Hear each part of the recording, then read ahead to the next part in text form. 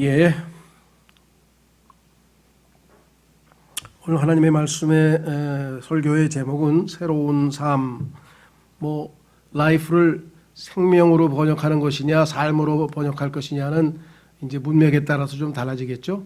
생명이 지속적으로 연장이 되는 것을 우리가 삶이라 그러다 보니까 우리말에는 어떤 경우에는 생명이라고 번역하는 게 더 자연스럽고 어떤 경우에는 삶이라고 번역해야 또 자연스럽고 그런 것 같아요. 그래서 이건 우리말과 영어 또는 다른 언어와의 차이점이기 때문에 뉘앙스를 좀 생각하시면 좋을 것 같고요. 81년도에 제가 거듭나고 나서 얼마 후에 그때는 세종문화회관이라는데 요즘도 세종문화회관이라나요? 세종문화회관에서 이동원 목사님이라고 아주 이름이 꽤 알려진 목사시죠. 지금 아마 은퇴하신 것 같은데 지구촌교회. 그분이 새생활 세미나라고 하는 것을 해서 거기에 참석했던 기억이 납니다. 구원받고 얼마 되지 않아서 우리는 새로운 창조물이기 때문에 새로운 생활을 해야 된다. 옛생활, 옛사람을 따라서 육신을 따라서 옛생활이 아니라 이제 전혀 새로운 차원의 삶. 그죠? 예. 이 번데기가 꾸물꾸물 하는 삶이 아니라 그 껍질을 벗고 나비가 돼서 확 해서 위로 트랜스포메이션, 완전히 변화되는 거죠. 예. 트랜스포메이션, 완전히 변화돼서 창공을 나르면서 차원 높은 영적인 삶을 살아야 된다. 그런 내용이었어요. 근데 그걸 배운 지가 벌써 몇십 년이 흘렀는데 아직도 지금 그런 삶을 못 살고 있다고 생각하니까 참, 이 영적인 여정이 지난하구나. 그래도 뭐예요? 여기서 머물 수는 없는 거죠. 그래도 여기서 다시 또 한 걸음 한 걸음 주님을 향해서 나아가야지. 지나가온 과거에 몇십 년 동안 뭐 했나 이거 생각하면 더 처지는 거죠. 그래서 우리는 바울의 고백처럼 뒤를 보는 게 아니라 높은 부르심의 상을 따라서 한 걸음 한 걸음 밀치고 일단 앞으로 나아가는 것이고 히브리서 말만 따라 완전함을 향해 나아가자. 뒤로 물러서는 것을 하나님이 기뻐하시지 아니하신다라고 얘기했습니다. 그래서 후회 막급이다. 그건 후회 막급이고요. 그러나 반성하고 회개하고 주님 그래도 여기서 멈추지 않고 주님 만나는 날까지 아니면 이 땅에서 목숨이 다하는 날까지는 전진해서 새로운 차원의 나비가 되어서 날아가야죠. 자, 그래서 이 새로운 삶은 정말 우리에게 구원받은 직후부터 시작되는 삶인데 이게 우리의 육신, 다시 말해서 우리의 이 몸이 우리에게 주어져 있는 한 자주 제동이 걸리고 또 우리의 옛 본성이 우리의 속에 남아 있어서 우리로 하여금 치열한 영적 싸움에서 우리는 아마 모르겠습니다. 비율로 보면 한 90%의 패배, 한 10%의 승리를만 해도 아주 대단히 잘하는 거 아닌가 싶어요. 모르겠어요. 이제 비율을 꼭 야구로 들자면 3할 때 타자 되면 아주 잘 치는 사람이죠. 그러니까 30%의 승률을 가지고 있는 그리스도인이라면 아주 대단히 아주 상당히 신앙생활 잘하고 있는 것 같고요. 내가 10번의 시험에 3번은 승리한다. 7번은 무너져도. 실제로 성경의 예를 봐도 제가 자주 얘기를 했습니다마는 우리의 옛사람, 새 사람이 아니고 옛사람으로 살아가는 사람의 이름은 야곱입니다. 그런데 그 야곱이라는 사람이 예수 그리스도를 만나서 새로운 차원의 삶을 살게 돼서 이름을 이스라엘 하나님의 왕자로 바꿔주시고 새로운 삶, 새로운 인생을 살게 되었는데 문제는 하나님께서 이름을 이스라엘로 부르겠다 하셨는데 그 이후에도 자주 야곱이라는 이름이 나와요. 그럼 하나님이 약속을 어기신 건가? 그건 아니고 경종을 울리시는 거죠. 왜? 신분은 이제 이스라엘로 바뀌었어요. 신분은 분명하게 이스라엘로 바뀌었는데 이스라엘의 신분에 걸맞게 이름에 걸맞는 삶을 살지 않고 옛 방식으로 야곱의 방식으로 삶을 사니까 갑자기 하나님께서 야곱아 이렇게 부르신단 말이죠. 그러다가 조금 영적으로 회복되면 이스라엘아. 그래서 어떤 분이 그걸 이스라엘이라고 이름과 야곱이라는 두 가지 이름을 가지고 사는데 비교를 해봐요. 찾아봤어요. 그랬더니 그 이후에 46번 중에서 지금 정확하게 기억이 안 나는데 한 20번이 이스라엘로 부르시고 23번인가를 야곱이라고 부르신 것 같다. 이렇게 계산이 나온 걸 보니까 4할 정도 되는 거예요. 4할. 대한민국 프로야구 역사상 4할 타자가 딱 한 명 있습니다. 백인천이라는 사람은 10번에 4번 이상을 안타를 쳤으니까 요즘 말로 하면 야구의 신이죠. 야구의 신. 그런 말 쓰는 게 별로 좋지는 않지만 하도 그런 걸 많이 쓰니까. 노래의 신본 신자 붙이는데 그건 대문자 하나님이라는 뜻이 아니라 소문자로 god로 해서 신이라고 우리가 하도 요즘에 불러대죠. 신앙생활 어떨까요? 제가 보기에는 사할 때 성도를 뭐 제 주변에 그런 사람이 없어서 그런지 모르지만 물론 훌륭한 역사상 그 우리 선배들 중에는 그런 분들이 뭐 있었던 것 같아요. 하여간 이 청교도들의 그 삶을 읽어봐도 그렇고 하여간 꽤 있는 것 같은데 요즘에 와서는 참 이 세상의 주변 환경이 그래서 그런지 찾아보기가 쉽지가 않은 것 같습니다. 그렇죠? 예. 자, 뭐 얘기가 좀 길어졌는데 하여간 새로운 삶, 새 생활, 새로운 삶 또 새 생활 또는 뭐 새로운 생명 하여간 어떻게 표현하든 우리는 옛 사람의 모습을 지워버리고 새로운 삶을 살아야 되겠다. 예, 그래서 오늘 주보로 가보겠습니다. 우리 그리스도인들은 구원받는 순간 십자가에 못 박혔고 이로써 옛사람은 죽었습니다. 그래서 로마서 6장에 보면 하나님 주님께서 옛사람을 십자가에 못 박아서 우리의 죄의 몸을 멸하여 다시는 죄에게 종로로 타지 않게 하려 한다. 완전한 해방의 선언이 있었는데도 불구하고 왜 그 말씀이 나에게 매 순간 실현되지 아니하고 자주 실패하고 드물게 아주 드물게 실현이 되는가. 이게 지금 우리에게 고민이죠. 그러나 거기서 끝난 게 아닙니다. 죽음으로 끝나면 허망한 거죠. 끝난 게 아니라 그러나 우리는 새 사람으로 재창조되었고 에베소서 2장 10절에 우리가 새롭게 창조되어서 하나님이 정해놓으신 새로운 선한 삶, 그게 새로운 삶이죠. 선한 삶을 살도록 재창조되었고 이어 새 사람으로서의 삶을 살기 시작합니다. 하나님의 복음을 설명하는 로마서는 로마서의 1장 1절에 하나님의 복음이라고 하는 주제가 로마서 전체의 주제임을 설포했는데 사람들은 로마서를 칭의만 생각하는 것 같아요. 믿음으로 의롭게 되어 우리는 이제 영원한 하나님 나라에서 영원히 하나님과 함께 살게 된다. 그게 아니죠. 그 말은 정말 우리에게 중요하고 중요하지만 첫 출발에 불과해요. 그렇죠? 엄마 뱃속에서 아기가 딱 나오더니 끝이 아니죠. 이제 시작이지. 이제 시작. 그렇죠? 이제 태어나서 생명을 얻었으니까 이제 시작이죠. 자, 그래서 우리는 칭의에 이은 성화를 설명하는 6, 7, 8장에서 어떻게 우리가 믿음으로 의롭게 되는지를 설명하고 있는 1장에서 5장까지의 그 칭의를 넘어서 이제 6, 7, 8장에서 성화의 삶, 그러니까 그리스도인이 구원을 어떻게 얻는가, 그 구원받은 이후에 생활은 어떻게 할 것인가, 그 생활 원리, 그리스도인의 성화의 생활 원리를 설명하고 있는 6, 7, 8장. 이게 사실은 그리스도인들에게는 제일 중요한데 그리스도인이 되고 난 다음에 사람들이 여기에 관심을 갖지 않고 구원받은 거기에 몰입을 하는 거예요. 그래가지고 계속 근데 성경에서는 분명히 히브리서에서 이제 고만 구원에 관한 기초 교리들은 고만 얘기하고 빨리 앞을 향해서 떠나라 그랬죠. 하나님께서도 누구에게 성경 말씀을 가르쳐 줄 것인가, 누구에게 진리를 가르쳐 줄 것인가, 엄마 젖을 떼고 계속 젖만 먹으면은 하나님께서 그에게 진리를 가르쳐 줄 수 없다라고 이사야서 28장에 말씀하셨죠. 그러니까 대부분의 사람들이 성장을 못하는 이유는 젖을 떼지 않는 거예요. 오죽하면은 부모들이 젖에다가 그 쓴 약을 발라가지고 젖을 떼게 강제 왜 그 다음 단계로 가야 될 거 아니에요. 그래야 이유식을 먹고 단단한 음식을 먹어야 성장하지 밤낮 우유만 먹고 성장이 되겠는가 이 말이죠. 그래서 우리가 성경에서 하나님 말씀에 선한 말씀 읽으면 내 마음이 좋죠. 은혜롭고 은혜의 말씀 그렇죠. 그 다음에 생명의 말씀 우리에게 생명을 제공해 주는 생명의 말씀. 그런데 궁극적으로 우리가 더 성숙하려면은 의의 말씀, 이 네 번째 의의 말씀에 능숙하지 아니하면은 우리가 궁극적인 완전함에 이르기가 어렵다라고 분명히 히브리서에서 말씀하셨죠. 그래서 교회 와서 딱 설교드리면 선한 말씀과 은혜의 말씀과 생명의 말씀은 편안하게 들어도 그냥 술술 들어와. 우유, 물렁물렁한 음식, 유동식이 쭉쭉쭉쭉 아주 편하게 들어갈 수 있는 것처럼. 근데 뭐 갈비를 뜯는다든가 그러니까 뭐 그렇게 단단한 음식을 먹을 때 우리가 긴장해가지고 소화도 안 되고 막 마음이 불편해. 왜? 저걸 어떻게 살아? 저게 어떻게? 십자가 너무 힘들어. 뭐 이러고 그냥 계속해서 우리 몸에서 우리 그 옛사람이 저항을 하려고 하는 그런 모습들을 우리가 볼 수가 있는 것이죠.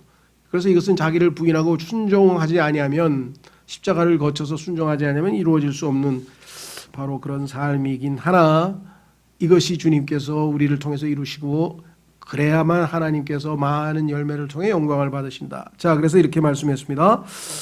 6, 7, 8장에서 새로운 삶이 무엇인지를 제시하고 있습니다. 그래서 하여간 우리가 주님 오시는 그때까지 이 로마서 6, 7, 8장이 나의 일상의 삶이 돼서 승리하는 삶. 그래서 이 로마서 6, 7, 8장에 대해서 아주 익숙해져야 돼요. 그래서 쉽지가 않은데요. 하여간 교회 수련회에서도 한번 시도했고, 그 다음에 그거를 요약해서 뭐 소책자, 우리 뭐 한 6, 70페이지 책자도 있죠. 칭의에서 성화라는 책자도 있고, 뭐 제가 제 책자는 뭐 기본적인 것밖에 없으니까 조금 더 깊이. 근데 이 누굽니까?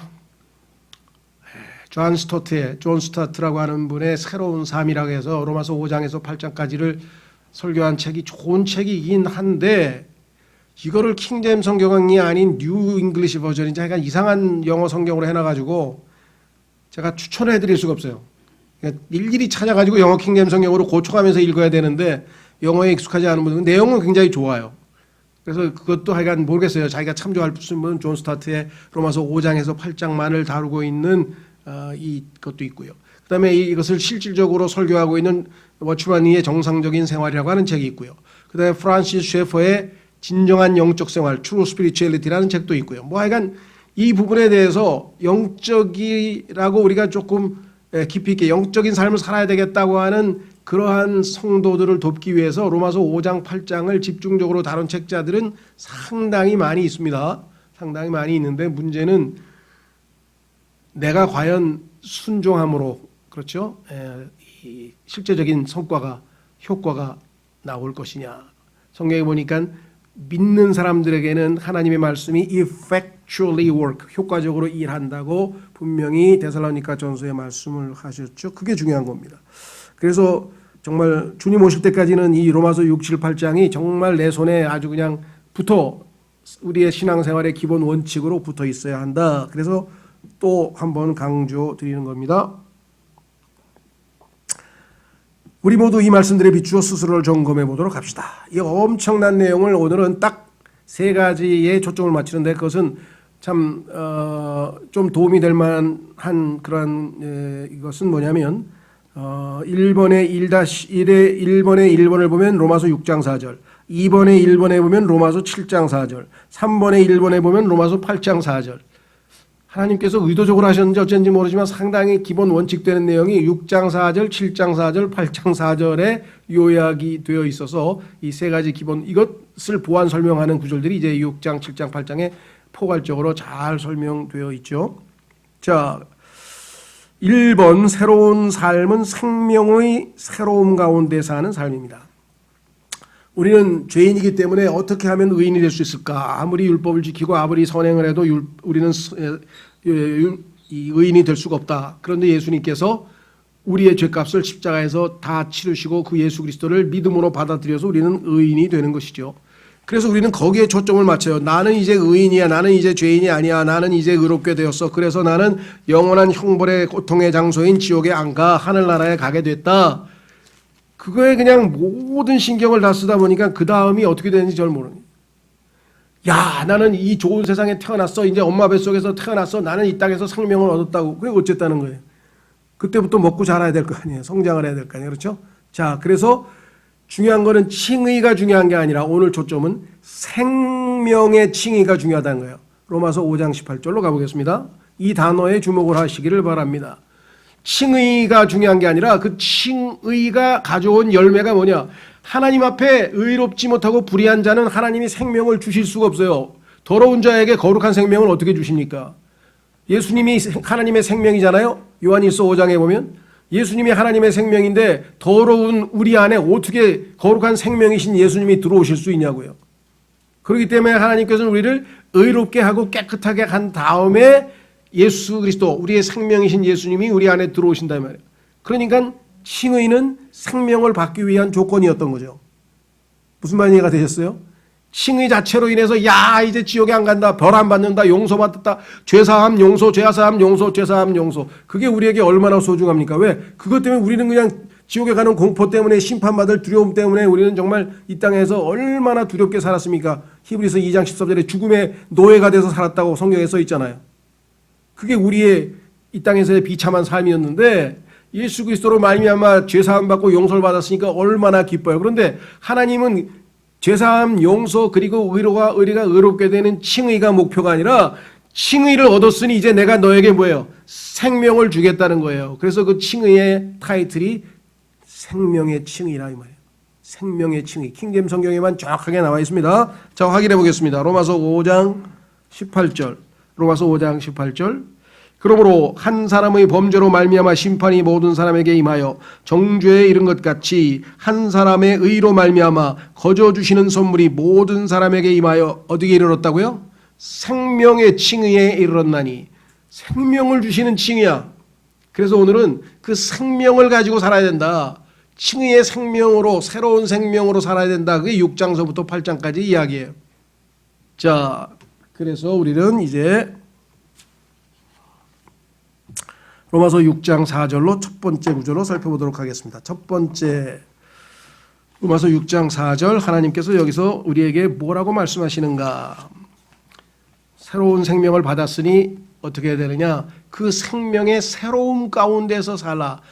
다른 데는요, 요거를 새 생명이라고 이렇게 의역을 해놨어요. 다른 영어 성경에는. 그런데 킹제임 성경에는 생명의 새로움이라고 해서 이 새로움이란 단어가 newnes스란 단어가 아주 뚜렷하게 나와 있죠. 보겠습니다. 1절서부터 로마서 6장 1절서부터 그런즉 우리가 무슨 말을 하리요? 은혜가 넘치게 하려고 우리가 죄 가운데 거하겠느냐? 결코 그럴 수 없느니라.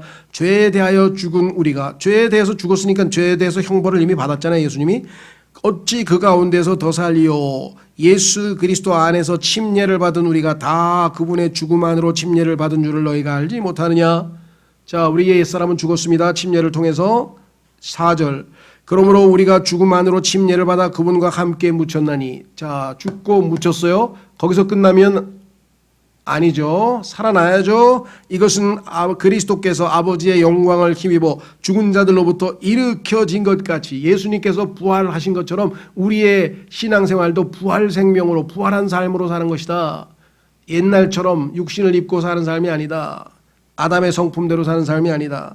우리도 생명의 새로움 속에서 걷게 하려 함이라. 우리가 그리스도와 함께 십자가에 못 박혀 있는 이유는 그리스도께서 내 안에서 새로운 생명으로, 생명의 새로움으로 살게 하려 함이라고 분명하게 말씀을 했죠. 새로운 창조물이니까 new creature, new life를 살아야 되겠죠. 자, 그래서 우리의 삶이 어떤 삶을 살아야 되는가 한번 확인해 보겠습니다. 에베소서 4장. 에베소서 4장에 가면은 뭐라고 되어 있는가?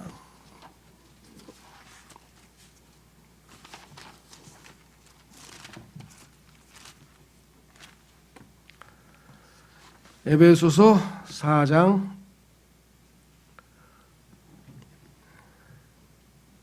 22절부터 에베소서 4장 22절부터 이전 행실에 관하여는 너희가 속이는 것으로 가득한 욕심들에 따라 부패한 옛사람을 벗어버릴 것을 가르침을 받았으니.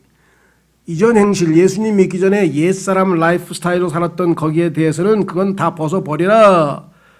23절. 너희의 생각의 영 속에서 어떻게 되라고요? 새롭게 되라. 왜? 새 생명을 받았잖아요. 새롭게 되라. 24절. 또 너희가 하나님을 따라 의와 참된 거룩함으로 창조된 뭐라고요? 새 사람을 입을 것을 가르침을 받았으니. 새 사람을 입을 것. 새롭게 되라. 그래서 우리는 생명의 새로움 가운데 살아야 한다. 자, 그래서 이 생명의 새로움에 대해서 성경에서 또 한 구절 확인해 보겠습니다. 로마서 12장 1절. 로마서 12장 1절. 로마서 12장은 아시다시피 교리적 설명이 끝난 후에 우리의 실제적인 삶을 얘기합니다. 그렇죠? 칭의를 얻었다. 그래서 그 칭의가 가져다주는 삶의 실제 현장에서 우리는 어떤 모습으로 나타나야 되는가. 그래서 실천에 관한 얘기가 나오는데요. 그 로마서 12장 1절에 보시면 2절 로마서 12장 2절에 보시면 너희는 이 세상에 동화되지 말고 오직 너희 생각을 어떻게 하라고요? 새롭게 함으로.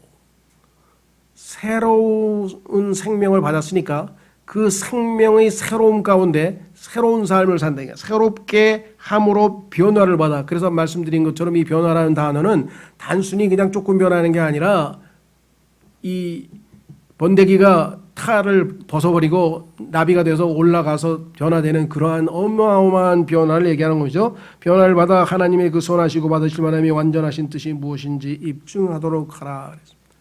자, 로마서 7장 6절로 가면은 이번에는 영의 새로움이라는데, 영의 새로움, 그러니까 생명의 새로움, 영의 새로움 같은 거죠. 왜? 생명의 영이니까, 생명의 영의 법칙 아래서 우리가 살아가니까 우리는 로마서 7장에서는 표현이 이번에는 영의 새로움이라는 말을 썼네요. 율법에 따른 옛삶이 아니라 영의 새로움. 이것도 역시 일종의 새로움과 같죠. 또 다른 차원이죠. 예전에는 죄를 짓는 옛사람, 그런데 옛사람 중에서도요, 착하게 살려고 노력하는 옛사람도 있었어요. 그걸 율법을 지키려는 옛사람인데 그 율법이 아니고 영의 새로움으로, 율법을 지키는 그러한 옛 방식이 아니라, 옛 언약이죠. 그거는요. 옛 언약이 아니라 새 언약의 방식대로. 그래서 로마서 7장 6절에 우리가 이것을 알거니와 우리의 옛사람이 그분과 함께 십자가에 못 박힌 것은. 근데 옛사람이 못 박혔으니까 옛 방식으로 살면 안 되고 너희 죄의 몸은, 죄송합니다. 로마서 6장을 읽었네. 7장 6절. 7장 6절. 우리를 붙들었던 것, 율법이죠. 우리를 붙들었던 것 안에서 죽었으므로 이제 우리가 율법에서 구출되었나니 이것은 우리가 영의 새로운 것 안에서 섬기고 글자의 낡은 것 안에서 섬기지 아니하게 하려 함이라. 자, 그러니까 영의 새로움, 글자의 낡음, 생명의 새로움, 사망의 낡음, 낡은 방식, 옛 방식, 육신을 따라 선행을 하고 노력하고 그것 아니고 성령께서 우리 안에 들어오셔서 영의 새로움, 예수님이 우리의 생명이 되셔서 생명의 새로움 가운데 우리는 살아간다. 자, 그래서 엄청난 차원의 새로운 삶이 시작이 되었는데 이 새 생명, 오늘도 우리 찬송했죠? 주님 품에 새 생활하네. 그 새 생활이 하나님께서 기대하시는 삶인데 왜 다시 옛날 스타일로 돌아가냐? 왜 다시 이집트로 돌아가냐? 옛 방식으로 다시 살아가려고 하냐? 그건 죽었다고 얘기했는데. 그렇죠? 자, 그래서 우리는 이제 성경에 보니까요, 새로운 창조물은 새로운 생명 가운데 새로운 삶으로 생명의 새로움 가운데 영의 새로움 가운데 살아가며 새 예루살렘에서 살 것을 기대하고 새 하늘과 새 땅을 기다리고 전부 다 죄송합니다. 새야 새, 뉴. 우리는 옛 것하고 상관없고 뉴, 새로운 방식으로 새로운 삶을 살아간다고 말씀하고 있죠. 그래서 우리는 새 하늘과 새 땅을 기다리는 자로서 마땅히 새로운 삶을 살아야 합니다. 두 번째, 이 새로운 삶의 특징은 생명의 새로움 가운데 사는 게 첫 번째 특징이었고, 두 번째 특징은 뭐냐? 하나님께 이르는 열매를 맺어야 돼요. 열매. 우리가 하나님을 믿기 전에, 즉 생명을 받기 전에, 아담의 생명 말고 예수 그리스도의 생명, 하나님의 생명을 받기 전에 그 우리의 삶에서 맺어진 열매를 성경에서는 사망에 이르는 열매라. 자, 7장으로 가보겠습니다. 로마서 7장.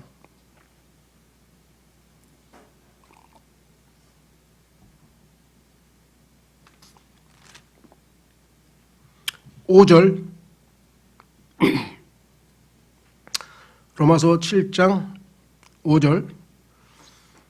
우리가 육신 안에 있었을 때에는 율법으로 말미암은 죄들의 활동이 우리 지체 안에서 일하여 사망에 이르는 열매를 맺게 하였으나, 사망에 이르는 열매, 갈라디아서 5장에서는 이것을 육신의 일이라고 했습니다. 육신의 일은 연자하다. 육신의 일 또는 사망에 이르는 열매, 이렇게 표현했는데 이제는 새로운 열매를 맺어야 되는데 그 새로운 열매를 성경에는 뭐라고 표현했는지, 자, 7장 4절로 가보겠습니다. 7장 4절. 로마서 7장 4절. 그러므로 내 형제들아 너희도 그리스도의 몸으로 말미암아 율법에 대하여 죽게 되었나니 율법은 옛 언약이죠. 이것은 너희가 다른 분 곧 죽은 자들로부터 일으켜지신 분과 결혼하게 하려 하며 또 우리가 하나님께 이르는 열매를 맺게 하려 함이라. 우리가 하나님께서 아담과 이브를 혼인을 시켜서 그 다음에 자녀들을 낳게 했죠. 하나님의 뜻은 다산하고 풍성하게 번져나가는 것이죠. 자, 그래서 충만하게 이 가득 채워서 하나님께 영광을 돌리는 것인데 여기 보니까 옛 우리의 삶은 하나님에게 맺는 열매가 아니라 사망의 열매를 맺었다. 그래서 이제는 하나님께 이르는 열매를 맺고 사는가. 그것은 갈라디아서 5장에 기록되어 있습니다. 확인해 보겠습니다. 하나님께 이르는 열매는 어떤 특성을 가지고 있는가. 그 열매는 우리가 맺을 수 있는 열매가 아니고 우리가 맺을 수 있는 열매는 당연히 사망의 열매고 우리 안에 계시는 그리스도께서 그분은 그리스도께서 들어오셔서 우리를 통해서 맺히시는 열매를 성령을 통해서 맺히시는 열매를 성경에서는 성령의 열매라 이렇게 붙였어요. 갈라디아서 5장 갈라디아서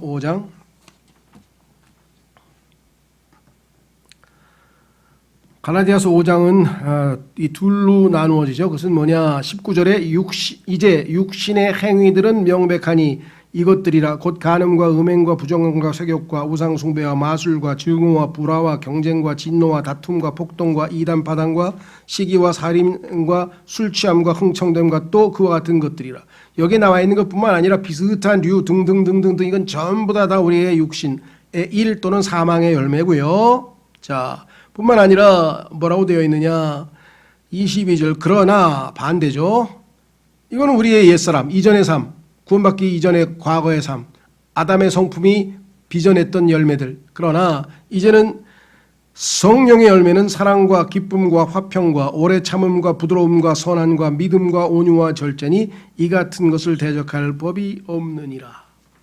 하나님께서 기대하시는 것은 이 9가지 특성을 지닌 열매가 우리의 삶에서 주렁주렁 많이 매달려서 자 여기서 이제 한 가지 조심해야 됩니다. 요한복음 15장 8절 요한복음 15장 8절 문제는 열매가 없다는 게 아니에요. 열매 있어요. 그리스도인들 중에서 열매 없는 사람이 있나요? 근데 열매는 있는데 문제는 어디에 있느냐 열매가 적으면 하나님께 영광을 돌릴 수가 없어요. 농부가 농사를 지었는데 열심히 지었는데 가보니까 자기는 가서 그냥 포도가 한 나무에 한 100개 정도는 매달렸겠지 하고 봤더니 10개, 10송이밖에 매달려 있지 않아. 듬성듬성.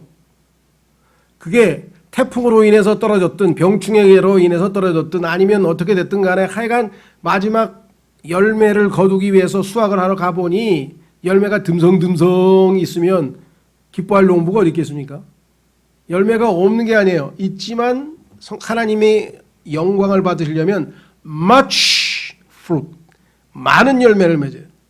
막 주렁주렁 달려 있어야지 하나님께서 영광을 받으신다. 요한복음 15장 8절 요한복음 15장 8절 너희가 열매를 많이 맺는 것 이것으로 내 아버지께서 영광을 받으시나니 이로써 너희가 내 제자가 되리라.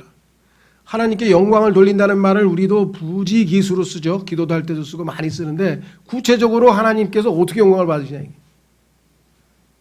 열매 그렇죠? 우리가 풍성한 여기 이 말씀으로 하면 많은 열매죠. much fruit 많은 열매를 맺을 때 그 열매를 통해서 하나님께서 영광을 받으신다 이렇게 되어 있습니다. 문제는 어디에 있느냐 성경에 보니까 가지치기라고 하는 내용은 나오진 않지만 그 내용은 여기 나와 있죠. 자 15장 위쪽으로 올라가시면 요한복음 15장 1절에 나는 참 포도나무요 내 아버지는 농부시니 내 안에서 열매를 맺지 아니하는 모든 가지는 그분께서 제거하시고 열매를 맺는 모든 가지는 깨끗하게 하사 열매를 깨끗하게 하세요. 아니 가지를 왜? 여기 이유가 목적이 나와 있죠. 그것이 더 많은 열매를 맺게 하시느니라. 그래서 가지치기는 1차 가지치기가 있고 2차 가지치기가 있다 그러는데 농부들이 내가 자세한 거는 제가 뭐 농부가 아니니까 잘 모르겠습니다만은 그래서 이 가지치기를 통해서 열매를 더 많이 맺을 수 있도록 하는데 이 가지치기는 우리가 영적으로 우리의 신앙생활에 있어서의 하나님의 징계라고 우리는 판단할 수 있습니다. 확인해 보겠습니다. 그래서 우리의 삶에서 다양한 형태의 징계, 지금 우리가 코로나도 일종의 하나님께서 징계란 말은 매 때리고 회초리만 하는 게 아니라 때로는 훈련의 개념이 있죠. 이 discipline이라고 하는 징계라고 하는 영어의 단어는 disciple, 제자가 되기 위해서는 징계가 필요하다는 얘기는 훈련의 개념으로도 쓰이는 거죠.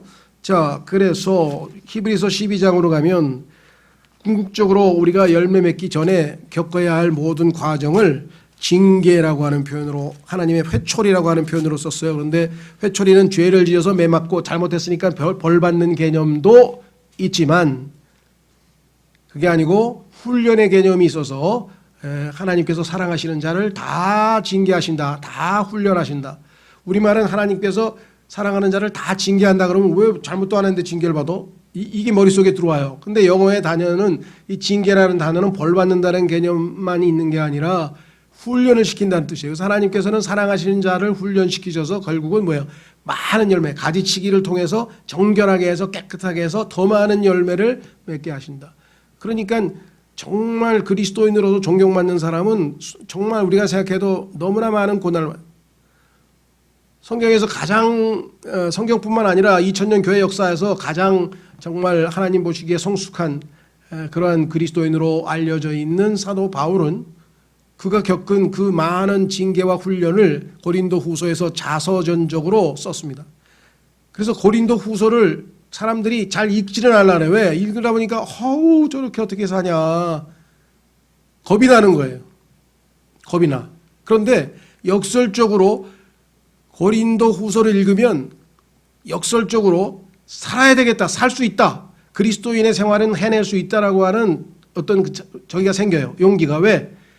이렇게까지 힘든 고난과 징계와 훈련 속에서도 저렇게까지 완전히 성숙해서 하나님이 기뻐하시는 성도가 탄생했다면 여러분과 제가 받는 징계는 이건 징계도 아니에요. 이거는. 그렇죠. 용기가 생기는 거죠. 사도 바울 같은 상황에서도 하나님이 얼마든지 역사하실 수 있다면, 자, 그래서 히브리서 12장으로 가보시면 3절, 히브리서 12장 3절, 죄인들이 자기를 대적하여 이처럼 거역한 것을 견디어내신 분을 깊이 생각할지니 이것은 너희 생각 속에 지치고 기진하지 아니하게 하려 함이라. 죄송합니다. 너희가 죄와 싸우되 아직 피 흘리기까지 대항하지는 아니하였도다. 또한 자식들에게 하던 너희에게 말씀하시는 구원면을 너희가 잊었도다. 이르시되 내 아들아 너는 주의 징계를 멸시하지 말며 그분께 책망을 받을 때에 낙심하지 말라. 주께서 사랑하는 자를 친히 징계하시고 자신이 받아들이는 아들마다 채찍질하시느니라 하셨느니라. 너희가 징계를 견디어내면 하나님께서 아들들을 대우하듯 너희를 대우하시나니. 아들의 신분은 가졌지만 아들로서 대우를 해줄 수가 없는 사람들이 너무나 많어. 그런데 징계를 통해서 단련이 되면 대우도 해주셔. 아버지가 징계하지 않는 자가 무슨 아들이냐. 모든 사람이 징계를 받음으로 너희에게 징계가 없으면 너희가 사생하여 아들이 아니니라. 또한 우리에게 있던 우리 육체의 아버지들이 우리를 바로잡아도 우리가 그들을 공경하였거늘 하물며 영들의 아버지께서, 우리 아버지는 하나님은 영들의 아버지시죠. 영들의 아버지께 우리가 더욱 복종하고 이로써 살아야 하지 아니하겠느냐. 진실로 그들은 며칠 동안 자기들이 기뻐하는 대로 우리를 징계하였거니와 육신의 아버지들. 그러나 그분께서는, 영들의 아버지께서는 우리의 유익을 위해 하시나니 이것은 우리가 자신의 거룩함에 참여하는 자가 되게 하려 하심이라. 우리가 거룩하게 참여해서 하나님이 기뻐하시는 열매. 자, 나옵니다. 11절. 이제 어떤 징계도 그 당시에는 기쁘게 보이지 아니하고 슬프게 보이나 징계받는데 즐거워하는 사람은 없죠. 그럼에도 불구하고 나중에는 이게 필요해. 그래서 나중까지 가려면 인내가 필요하다 이 말이에요. 나중에는 그것으로 말미암아, 즉 징계로 말미암아 단련된 자들에게 그것이 의의 화평의 열매를 맺느니라. 하나님께서 원하시는 것은 이 열매예요. 농부가 마지막 순간에 원하는 건 열매예요. 중간에 김매기도 하고 뭐 여러 가지 형태로 이 식물들을 관리하고 그렇게 하는 이유는 최종적으로 열매를 목적으로 하는 거예요. 여러분과 저에게 징계도 하시고 때로는 우리가 참 벌도 받고 훈련도 시키시고 고난도 주시고 시련도 주시고 이 모든 궁극적인 목적은 뭐예요? 마지막에 하나님께서 영광 받으실 열매를 얻기 위함이다 라고 성경은 분명하게 우리에게 말씀을 했죠. 자, 시간이 없으니까 한 구절만 더 보겠습니다. 베드로전서, 베드로 후서, 죄송. 베드로후서.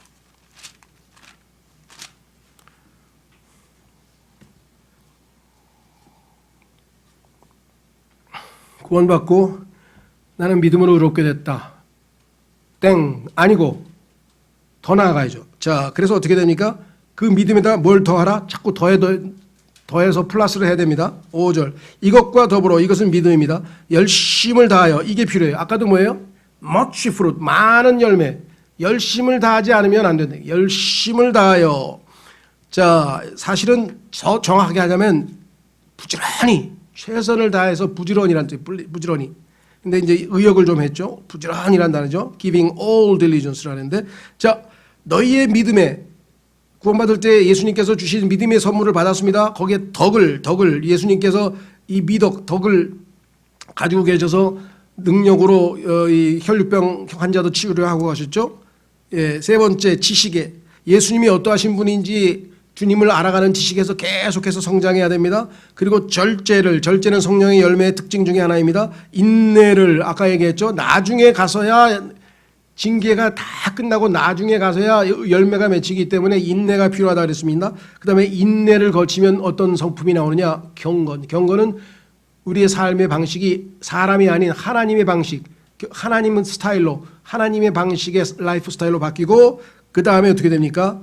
형제의 친절을. 그렇게 되면 형제에게 친절할 수 있어요.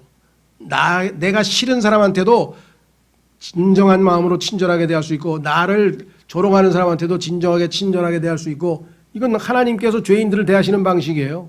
하나님이 친절이 우리에게 나타나. 성경에 보면 하나님의 친절이 우리에게 나타났대. 우리 같은 사람을 왜 하나님께서 친절하게 대해줍니까? 우리가 언제 하나님께 친절했나요? 근데 하나님은 친절하게 대해주신대. 이것은 하나님의 라이프 스타일이 우리 몸에 훈련되기 전에는 절대로, 나에게 잘해주는 사람한테는 친절하죠. 당연히. 근데 나한테 조금이라도 섭섭하면 뭐예요? 말투가 달라지잖아. 벌써 막 무뚝뚝해지고 그냥 막 무관심해지고 그냥 빨리 어떻게 그냥 전화 좀 끊어보려고 그러고 그냥, 에? 카톡에 답변도 그냥 네 알겠습니다. 그것도 치는 것도 아니라 다 있는 거 그냥 복사에다 갖다 찍어가지고 네 알겠습니다. 그 이상 답변 안 하죠. 친절하지 않은 거죠. 형제의 친절까지 가지고 엄청난 수준의 영적 수준. 그 다음에 뭐예요? 궁극적으로 자기를 희생해서 원수까지 사랑해서 원수를 위해서 생명을 내어주신 예수님처럼 사랑이, 마지막 charity, 사랑을 더하라. 이것들이 너희 안에 있어 풍성하면 그것들이 우리 주 예수 그리스도를 아는 것에서 빈약하게 하거나 열매를 맺지 못하게 하는 자가 되지 않겠느냐 하니, 계속 이것들을 더해서 성장하지 아니하면 열매가 없다 이 말이에요. 열매가 없게 하지 않으려면 이것들을 계속 더하라 이 말이에요. 마이너스 빼기가 아니고 더하라, 이게 더하라. ADD, add라 그러죠. add, 더하라. 9절, 이것들이 없는 자는 눈먼 자요 멀리 볼 수 없는 자며 자기들의 옛 죄에서 자기가 깨끗하게 된 것을 잊은 자니라. 그러므로 형제들아 더욱 열심을 내어, 이것도 아까 얘기한 것처럼 부지런히 너희를 부르신 것과 택하신 것을 확고히 하라. 너희가 이것들을 행하면 결코 넘어지지 아니하리니. 자, 그래서 여기 보시면 분명하게 8절에 뭐라 그랬습니까? 빈약하거나 열매를 맺지 못하는 자가, 빈약은 열매가 있긴 있는데 몇 개 안 되는 거죠. 또 아예 열매를 맺지 못하는 자가 될 수도 있죠. 그렇죠? 지금 현재 기독교가 세상으로부터 인정받지 못하고 욕먹는 이유가 뭐냐? 뭐 너 열매가 있어야 될 거 아니야. 성경에 보니까 너희 성령의 열매 굉장하던데? 근데 나는 네 인생에서 열매를 본 적이 없어. 율법주의, 막 그냥 무슨 뭐 할렐루야, 아멘 막 열정적으로 와, 막 너 혼자서 그냥 굉장히 근데 실제 삶에서는 열매가 없어. 그 인정을 못 해주는 거예요. 그렇죠? 하나님, 우리는 그렇다고 세상 사람들에게 보여주려고 열매 맺는 거 아닙니다. 농부이신 하나님을 기쁘시게 하기 위해서 열매를 맺지만, 사람들은 그 열매를 보고 우리를 판단한다 이 말이에요. 자, 마지막으로 세 번째, 하나님이 우리에게 주신 새로운 생명을 따라 생명의 새로움 가운데 새로운 사람으로 사는 특징은 무엇이냐? 첫째는 생명의 새로움, 두 번째는 열매 맺는 삶, 세 번째는 율법의 의가 우리 안에서 성취돼야 돼요. 자, 이게 이제 그리스도인들에게는 아주 고민이 되는 지점이에요. 왜? 율법을 지키려고 착한 일을 해서 교회 열심히 다니고 주일 성수하고 헌금 많이 내고 막 그 행위로 구원받으려고 발버둥을 쳤는데 알고 보니까 그게 아니고 하나님이 주시는 은혜로 믿음으로 거저 의롭게 되고 구원받는 거구나. 야, 속았다. 그래서 이제 구원을 받고 은혜로 구원을 받았는데 왜 또 율법을 지키라는 거야? 지키라는 건 아니에요. 오해하지 마세요. 율법 얘기가 나오니까 막 움찔한 거야. 난 율법과 은혜에 대해서 배웠는데 율법은 X, 은혜는 동그라미인데 왜 갑자기 율법을. 그리스도인이 여기서 이제 굉장히 당혹스러워하는 거예요. 조심해야 됩니다. 율법 폐기론, 율법 무용론, 도덕 폐기론 아닙니다. 오늘날 너무나 많은 그리스도인들이 소위 말하면 구원파 일파를 포함해서 은혜 받았다고 해서 구원받았다고 해서 하늘나라 간다고 하면서 막 살아도 된다. 뭐 무슨 짓을 해도 하늘나라 간다. 뭐 이상한 얘기들만 하고. 아니 무슨 짓을 해도 하늘나라 가는 것은 이론적으로 많아요. 그런데 새 생명을 가진 사람이 막 살고 무슨 일을 하려고 마음을 먹는 것 자체가 이상한 거지. 거듭났다고 한다면. 어쨌거나 중요한 거는 하나님께서 의도하시는 것은 믿음으로 의롭게 돼서 예수 그리스도를 영접하면 하나님 보시기에 의로운 삶을 사셨던 예수 그리스도. 디모데전서 3장 16절에 성령 안에서 의롭다고 인정받으신 33년 반을 단 하나도 죄를 짓지 아니하고 완전하게 의로운 삶을 사신 예수님께서 우리 안에 들어오셔서 내가 사는 것이 아니고 그리스도께서 사신다면 자연히 내 안에서 의로운 삶의 모습이 나타나는 것은 너무나 당연한 건데 예수님은 율법을 단 하나도 어기지 않냐고 다 지켰는데 율법 무용론, 율법 폐기론 아닙니다. 율법이 왜 폐기돼요? 율법은 좋은 건데. 내가 육신적인 것이지 율법이 잘못됐나요? 그러니까 내가 율법을 지키려고 하면 필패. 그러나 그리스도께서 내 안에 사시면 율법을 지키고도 남아요. 옛 율법도 아니고 예수님께서는 옛날에 너를 그렇죠? 눈에는 눈, 이에는 이 그렇게 했지만 구약에 신약에서는 반대로 원수까지 사랑하라고 하신 예수 그리스도의 그 삶의 방식이 우리에게 적용이 된다. 자, 그래서 로마서 8장 4절 세 번째, 6장 4절, 7장 4절, 8장 4절 세 가지 정확하게 좀 잘 기억하시면 좋겠어요. 두고 주님 오실 때까지 이것이 나에게 하나님이 기대하시는 새 생명, 새로운 삶의 방식이다. 로마서 8장 4절에 보면 이렇게 써 있습니다.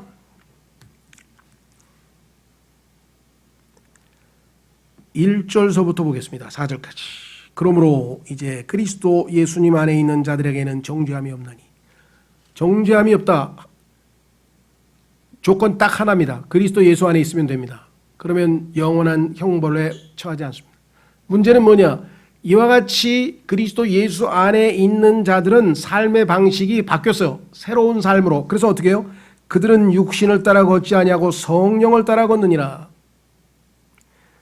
이는 그리스도 예수님 안에 있는 생명의 성령의 법이 죄와 사망의 법에서 나를 해방시켰기 때문이라. 따라서 죄와 사망의 법대로 살지 아니하고 이제는 법의 적용이 바뀌었습니다. 3절 율법이 육신으로 말미암아 연약하여 능히 하지 못하는 것은 율법은 좋은데 육신이 약해서 율법을 지킬 수가 없어. 그래서 하나님께서는 어떻게 하셨느냐? 곧 자신의 아들을 죄 많은 육신의 모양으로 보내시고 예수님은 죄 있는 우리와 같은 육신이 아니고요. 죄 짓기 전에 아담의 육신입니다. 그래서 예수님께는 죄가 없었죠. 자, 그래서 육신의 모양이라 그랬어요. 육신의 모양. 지금 우리가 입고 있는 육신은 죄가 이 안에 들어와 있잖아요. 우리 안에는 로마서 7장에 보면 우리 몸 안에 죄가 있다 그랬죠. 예수님은 그 죄가 있는 몸이 아니고요. 육신의 모양으로 보내시고 또 죄로 인하여 육신 안에서 죄를 정죄하셨느니라. 자, 그래서 육신은 이제 하나님의 정죄의 대상이 됐어요. 따라서 우리가 구원을 받았어도 육신을 따라 살면 계속해서 우리는 하나님 뜻대로 살 수가 없어요. 그래서 방법은 무엇인가? 4절에 나와 있네요. 이것은 육신을 따라 걷지 아니하고 성령을 따라 걷는 우리 안에서. 자, 이게 조건이에요. 이제 구원은 조건이 딱 하나예요. 그리스도 예수 안에 있는 거예요. 예수 안에 있는 방법은 뭐냐? 예수님을 receive, 영접하는 자, 곧 받아들이는 자, 곧 예수 그리스도를 그의 이름을 믿는 자들에게는 하나님의 아들들이 되는 권능을 주셨으니. 요한복음 1장 12절. 조건은 예수님 안에 있는 건데 그 방법은 예수님을 receive 하는 거예요. 받아들이면 성령께서 나를 예수 그리스도의 몸 안으로 집어넣어서 내가 성령으로 침례를 받고 예수님과 하나가 된다. 연합돼서 하나가 돼버렸다. 문제는 어디에 있냐? 여기 나와 있는 것처럼 그 이후에 내가 육신을 따라 살 것이냐 성령을 쫓아 살 것이냐에 따라서 하나님의 율법의 의의가 내 안에서 성취되느냐 성취되지 않느냐, 내가 의로운 삶을 살 수 있느냐 살 수 없느냐 결정이 된다. 4절, 우리 안에서 율법의 의의가 성취되게 하려 하심이라. 우리에 의해서 아닙니다. 우리에 의해서는 율법의 의의를 성취할 수 없어요. 그런데 우리 안에서는 성령께서, 내가 성령을 쫓아 사니까, 그렇죠? 육신을 쫓아 살지 아니하고 성령을 쫓아 사는 그리스도인에게 한해서, 그리스도인이라는 신분을 갖고 있다고 해서 이 삶이 다 이루어지는 건 아니죠. 자, 이럴 때 어떤 일이 벌어지는가? 율법의 의의가 성취되어진다라고 성경은 분명하게 말씀을 했습니다. 그렇죠? 자, 그래서 우리는 디도서 2장으로 가보겠습니다. 디도서 2장.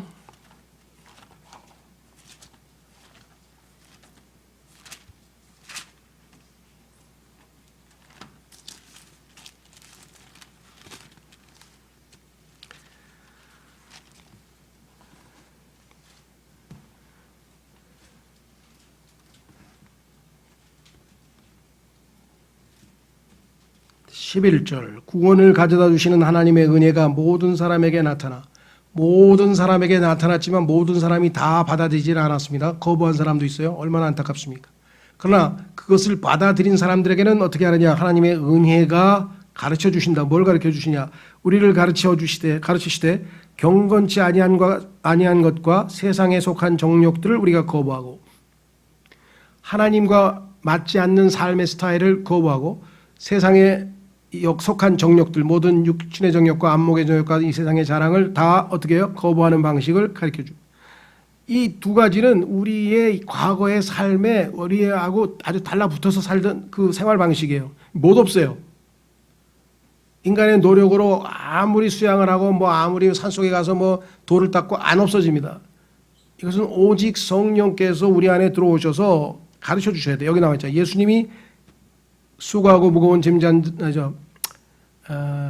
너희는 내 멍에를 지고 내게 와서 배우라. 나는 마음이 온유하고 겸손하니 내게 와서 배우라. 내가 가르쳐 주겠다. 어떻게 가르쳐 주냐? 세상의 정욕을 어떻게 하면 떨쳐버리고 하나님과 다른 언가들이 경건치 아니한 그러한 생활 방식을 우리가 어떻게 하면 떨쳐버릴 것인가. 두 번째, 이번엔 긍정적으로 세 가지 방식은 뭐냐? 이렇게 돼 있어요. 이 현 세상에서 맑은 정신을 가지면요 올바른 생각을 하게 되고, 올바른 생각을 하는데 이 세상에서 이렇게 비뚤어진 행동들이 나올 수가 없죠. 두 번째, 의롭게 불의하지 않고 옳지 않은 일을 전혀 하지 않고 살 수 있어요. 예수님처럼. 세 번째, 하나님의 뜻대로, 이게 아까 경건하게 하나님의 삶의 방식대로 살 수 있다. 자, 그래서 여기 보시면 분명히 의롭게 살 수 있는데 예수 그리스도께서 우리 안에서 역사하셔서 그렇게 살고 우리를 가르치셔야만 그게 가능하다. 그렇죠? 자, 마지막으로 로마서 14장. 로마서 14장.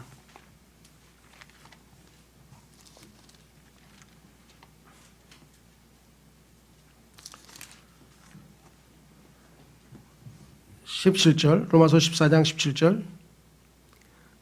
거듭나서 우리는 하나님의 왕국 안으로 들어갔다. 하나님의 왕국을 본다. 이걸 굉장히 강조하는데요. 맞습니다. 그런데 실제적으로 하나님의 왕국에 나중에 주님이 오시면 우리가 들어가겠죠. 또 이 땅에서 우리가 하나님의 그러나 이 땅에서 실제적으로 하나님의 왕국 백성의 특성을 사람들에게 보여주려면 여기처럼 살아야 돼요. 뭐냐? 하나님의 왕국은 먹는 것과 마시는 것이 아니요 오직 성령님 안에서 의와 화평과 기쁨이니라.